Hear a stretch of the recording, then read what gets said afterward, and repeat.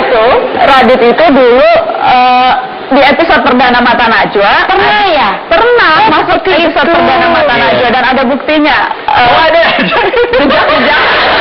Jejak-jejak sejarah kambing jantan di Mata Najwa. Kita lihat episode perdana Mata Najwa yang ada Raditya Dika berikut ini. Oh ya. Itu salah satu kemunculan perdana di platform televisi ya. Betul. Mbak Nana kebetulan ya memberikan kesempatan itu ya sama aku. Kalau nggak salah nih program judulnya segmen judulnya Kambingisme. Kambingisme. Di mana aku menginterview orang-orang kan. Aku ingat nih dulu Menteri Pemuda dan Olahraga kita di Aksa Daud kan. Jadi emang aku jadi reporter yang nggak penting. Nggak penting.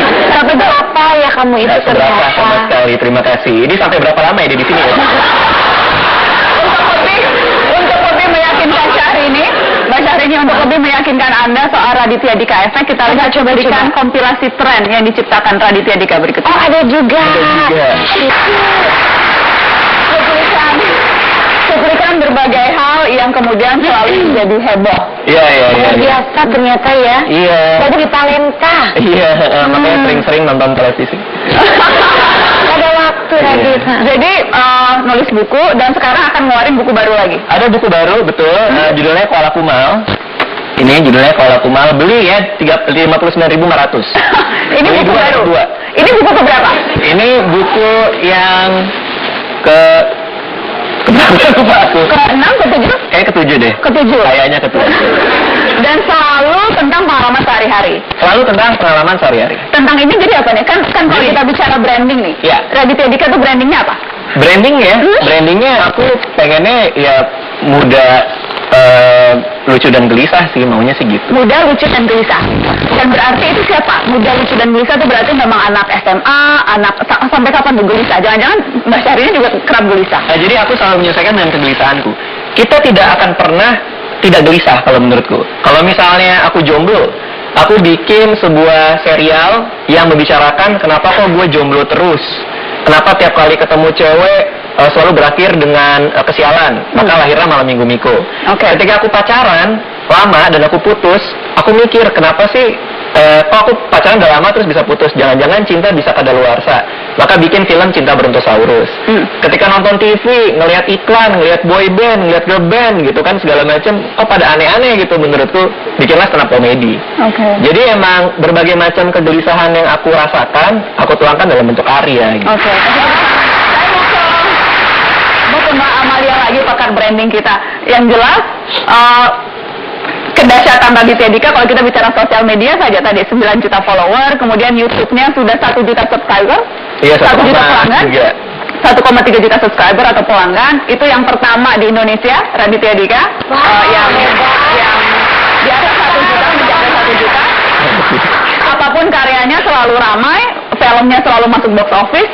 Apa sih Raditya Dika Efek, dahsyatnya di mana sih? Di dalam strategi marketing kita kenal Blue Ocean Strategy.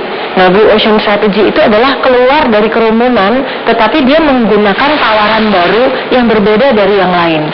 Dan mungkin di sini intinya adalah appeal terhadap segmen yang lain. Kalau tadi Mbak Syahrini itu dengan segmen yang tadi ibu-ibu, mungkin wanita-wanita yang narsis, eksis tadi, tetapi di sini adalah kelompok segmen yang berbeda, di mana Raditya Dika ini bisa menerjemahkan tadi ya kegelisahan dan connected dengan audiensnya. Saya kira itu Connected dengan kasih tepuk tangan buat Radit dan juga dan saya mau ke Sinta Elvianti, Raditya Dika Lovers. Ada di mana Sinta? Apa yang membuat Raditya Dika beda dengan yang lain? Berdiri dong, Sin. Yang bikin beda itu Radit itu kan dia multi talent. Terusnya dia juga lucu, jadi bikin fansnya awet muda. Ya sebenarnya Sinta ini umurnya 132 ya. 32 tahun. Awet muda ya. Sinta umurnya berapa sekarang? 19 tahun. Dan memang Radit rata-rata penggemar Raditya Dika itu Sinta yang usianya 19 tahun atau jangan lebih muda lagi? Masing-masing medium punya penggemarnya sendiri sih. Kayak misalnya kalau buku kita tumbuh berkembang dengan pembaca kita sih. Ada yang baca dari SD sekarang udah kuliah. Kalau misalnya stand up comedy biasanya bapak-bapak nggak tahu kenapa gitu. Aneh gitu ya. kalau misalnya Malam Minggu Miko di YouTube, mungkin karena generasi sekarang sukanya nonton YouTube, jadi banyak anak SD. Anak SD? Anak SD yang misalnya lagi di mall, tiba-tiba anak SD, papa, nggak, bukan. Anak SD datang bilang, aku suka banget nonton Malam Minggu Miko. Jadi emang dari berbagai macam medium ini beda-beda penggemar sih. Beda-beda penggemar. Kalau Cinta, jadi sukanya nontonnya pertama kali jatuh cinta sama Raditya Dika itu karena karya yang mana? Sebenarnya dari buku sama film Kambing Jantan. Jadi dari mulai awal ya? Iya. Dan sekarang ini nih, setiap kali ada karya selalu diikutin? Iya, pasti. Ditunggu-tunggu? Bener. Termasuk buku barunya juga ditunggu-tunggu? Iya. Ini berarti pencinta sejati ya? Kasih tepuk tangan dong.